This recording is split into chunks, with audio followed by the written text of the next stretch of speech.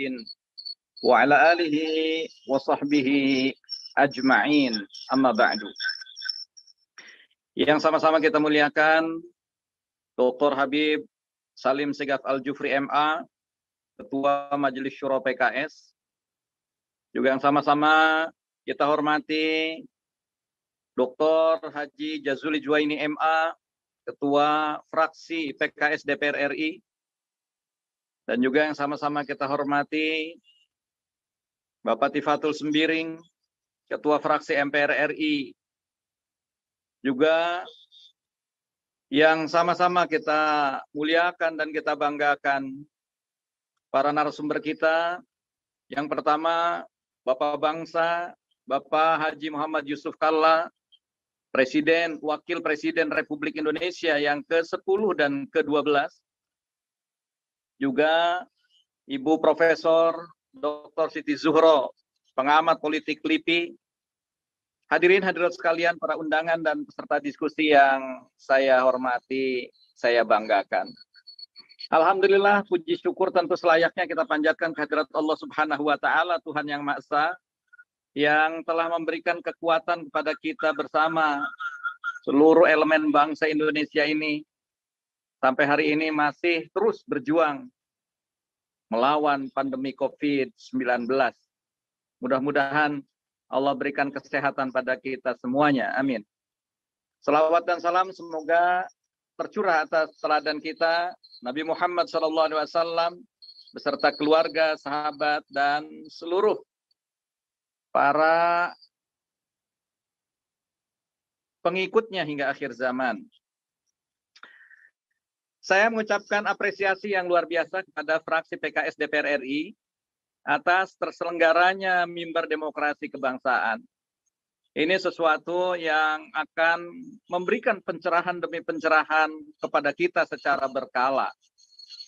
Tentu saja apresiasi juga saya sampaikan kepada Ketua Majelis Syuro PKS, Dr. Habib Salim Segaf Al-Jufri, yang berkenan untuk membuka secara langsung acara ini. Dan juga kepada para narasumber kita, Bapak Haji Muhammad Yusuf Kalla dan Ibu Dr. Profesor Dr. Siti Zuhro. Terima kasih atas kesediaannya dan memberikan pencerahan kepada kita semuanya. Diskusi ini mengangkat tema yang sangat menarik, penjagaan dan pengokohan NKRI. Jadi dua hal yang krusial pada saat ini, di tengah berbagai ancaman terhadap kedaulatan NKRI dan potensi kemunduran demokrasi kita. Tentu saja ini sesuai dengan misi PKS dan anggaran dasar PKS, di mana dicantumkan misi partai adalah menjadikan partai sebagai sarana perwujudan masyarakat madani yang adil, sejahtera, bermartabat, dan juga memberikan kesejahteraan bagi seluruh rakyat Indonesia. Saudara-saudara sekalian yang saya hormati, saya banggakan, kami ingin menegaskan bahwa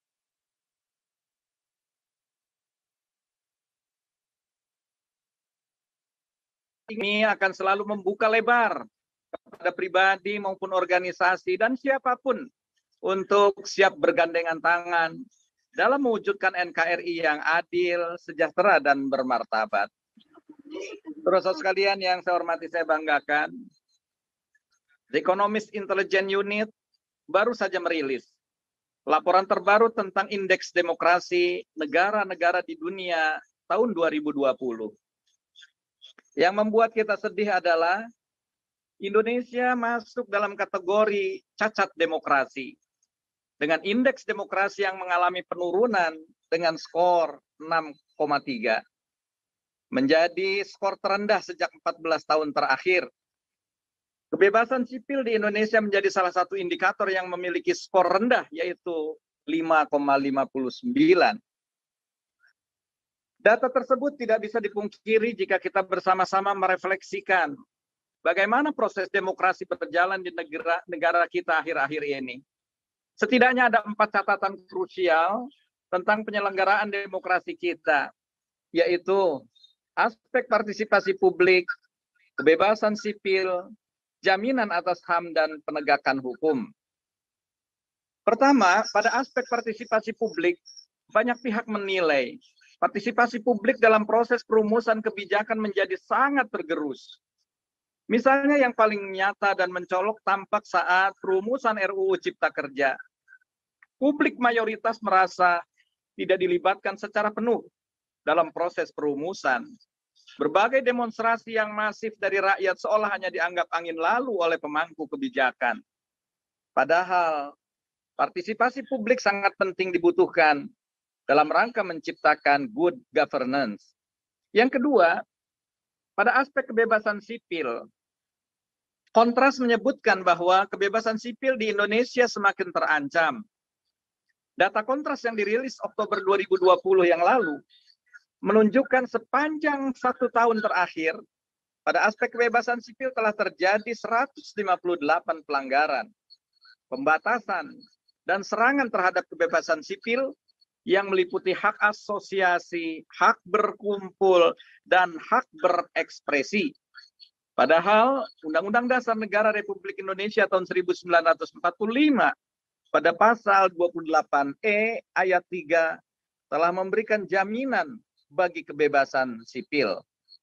Yang ketiga, aspek jaminan atas hak asasi manusia yang mengalami krisis. Kita ketahui bersama telah terjadi banyak intimidasi kepada mahasiswa, akademisi, jurnalis, dan aktivis yang mencoba menyampaikan kritik pada pemerintah. Termasuk kasus penembakan terhadap anggota Laskar FPI yang dinilai oleh banyak pihak. Salah satunya adalah Amnesty International sebagai tindakan extrajudicial killing yang melanggar HAM. Dan yang keempat, terkait penegakan hukum. Seolah hukum hari ini begitu runcing kepada mereka yang kritis kepada kekuasaan dengan berbagai tuduhan, serta runcing kepada rakyat kecil, namun tumpul kepada mereka yang sebenarnya telah justru menjadi penjahat negara. Sampai hari ini kita masih mempertanyakan tindak lanjut kasus Harun Masiku, kasus Joko Chandra, proses penegakan hukum dalam kasus penembakan 6 Laskar FPI, serta kasus mereka yang jelas-jelas melakukan ujaran kebencian, provokatif, bahkan ucapan rasial, seolah ini kebal hukum. Substansi demokrasi adalah terwujudnya rasa keadilan dan kesetaraan bagi seluruh rakyat Indonesia. Saudara-saudara yang saya muliakan dan saya banggakan, saya kira untuk menyelesaikan berbagai masalah yang ada itu, termasuk masalah yang lain dalam bangsa kita hari ini, nampak perlu sekali agar kita sebagai bagian dari elemen bangsa perlu mencari berbagai solusi-solusi konkret. Saya berharap mudah-mudahan melalui forum-forum mimbar demokrasi seperti ini akan bisa terlahir ide-ide cemerlang, apalagi dari Bapak bangsa yang berpengalaman merajut kebersamaan, Bapak Dr. Haji Muhammad Yusuf Kalla, dan juga peneliti yang sudah sama-sama kita kenal, Profesor Dr. Siti Zuhro. Mudah-mudahan insya Allah ini akan semakin mampu ada secercah cahaya untuk menjadi solusi bagi berbagai permasalahan-permasalahan yang tengah dihadapi oleh kita bersama. Tentu saja kita berkeyakinan kalaulah berbagai elemen bangsa berpadu satu sama lain, bersatu bersama-sama untuk membangun negeri, dan tentu saja terutama diantaranya adalah elemen dari umat Islam, sehingga memiliki kekuatan yang luar biasa untuk membangun negeri ini ke depan lebih baik. Saya sangat respect dengan apa yang pernah diungkapkan oleh pernyataan Muhammad Nasir, bahwa ajaran Islam yang mempunyai ketatanegaraan dan masyarakat hidup itu mempunyai sifat yang sempurna bagi kehidupan negara dan masyarakat. dan dapat menjamin hidup keragaman atas saling harga-menghargai antar berbagai golongan di dalam negara.